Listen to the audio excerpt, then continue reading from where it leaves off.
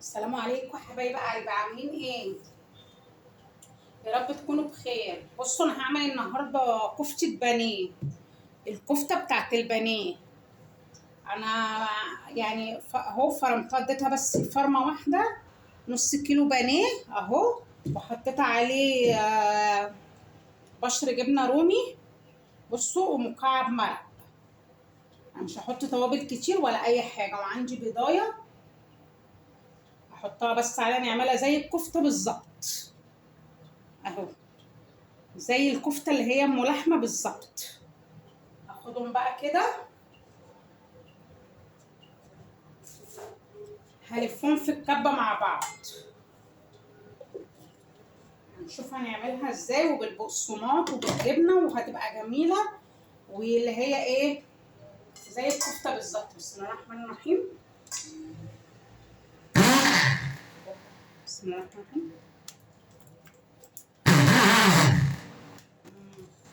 بتاع اصلا متلجة، انا حطيتها متلجة.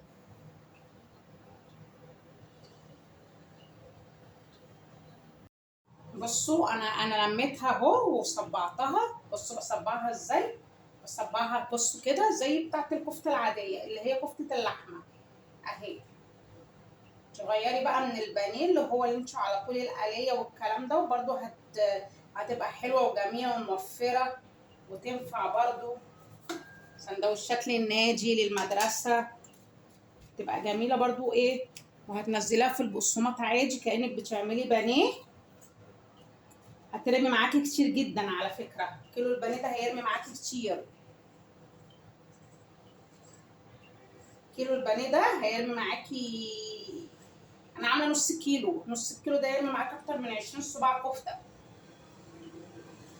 اعملي ووفري وفي المدرسه والحاجات دي، بدل ما تجيبيها من بره في السندوتشات بتاعه المدرسه، لان دلوقتي كل الاطفال بياخدوا الحاجات المقليه والستريبس والحاجات دي اهي. اهي ما تعمل له سندوتش كفته كده في المدرسه الصبح، تحط له عليه الخيار وتحط له الكاتشب وتحط له الحاجات ديت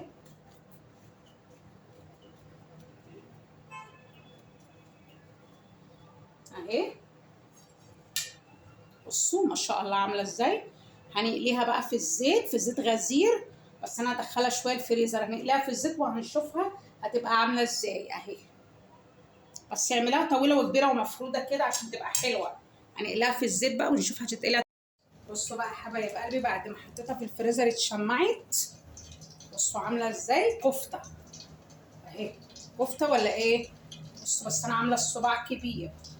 بصوا حطيتها في الشماعة في الفريزر، وهنا بصوا زي ما انتم شايفين حاطه في الطاسه زيت غزير عشان تتحمر من فوق ومن تحت. اهو هننزل كده بسم الله.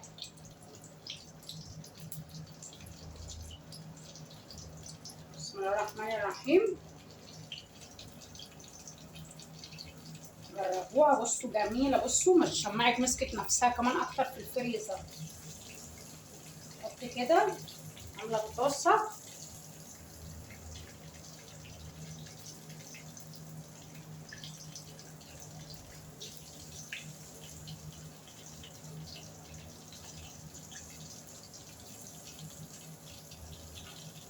على زيت كتير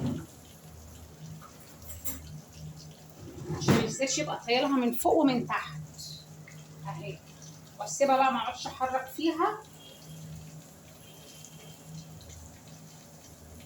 عايزه تعمليها بسيخ وتحطي جواها جبنه اللي هي جبنه موتزاريلا الصوابع، الجبنه اللي هي العكاوي الصوابع برضو، وتحطيها بالجبنه برضو بتبقى جميله، بتبقى مفرغه من جوه وبتبقى جميله.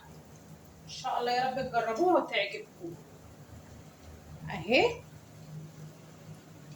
هتخلص بقى معانا، نطلعها نشوفها تبقى جميله، وتعملوها في السندوتشات عليها كاتشب عليها كده، تبقى حلوه قوي قوي قوي. بصوا بعد ما عملناها بقى، بصوا عامله ازاي اهي. جميله اهي.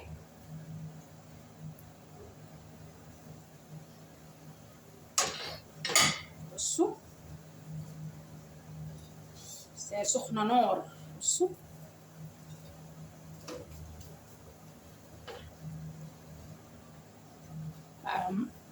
مقرمشه وجميله،